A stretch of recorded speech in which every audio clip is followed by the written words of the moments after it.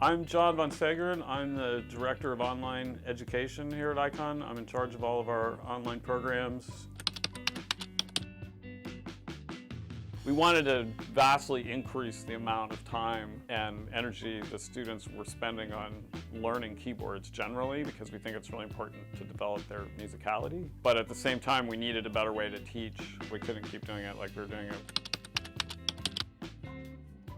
For the online students, they would have to practice at home and then video record their performance themselves and then post that to a teacher who would evaluate it. Doing it that way was quite awkward and time-consuming for the students and the teachers, and also it's just not a very good way of learning. There was too much of a gap in getting any feedback back to the students. You know, if you're playing an instrument, you need to get the feedback immediately. You missed that note, or you need to play faster, or whatever it is, or which notes you played wrong.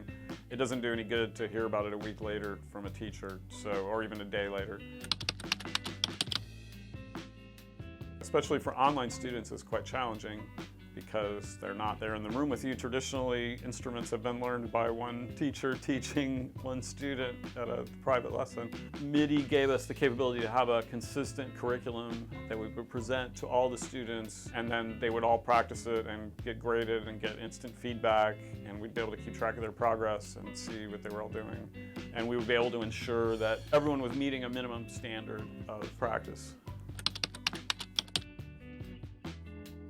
One of the things that's been extremely helpful is having very detailed analytics about what the students are doing. We can see how much a particular student is practicing. We can see how long the average student takes for different pieces. So I've been able to arrange the curriculum by looking at the analytics and seeing how much time it's taking people to pass a certain piece, and then that enables me to give them a more or less consistent amount of work.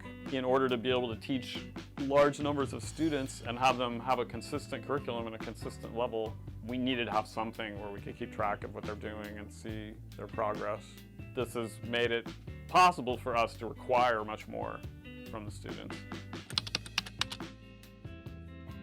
In earlier eras, you had to learn an instrument to be involved in music. There was no other way. It was essential, but now it's possible to produce music with samples and computer software. We often get students who don't understand music theory, can't play keyboards at all. They might know computers pretty well and be able to make beats, but they're unable to go from just making beats or grooves to making songs that have harmonies and melodies and a deeper level of musicality, and that's where learning keyboards is indispensable. Our students do learn music theory and chord and scale construction and that kind of stuff, but they also need to see how it works on the keyboard and be able to play with their own hands instead of just drawing notes on the screen with a mouse, which is often the case for today's generation.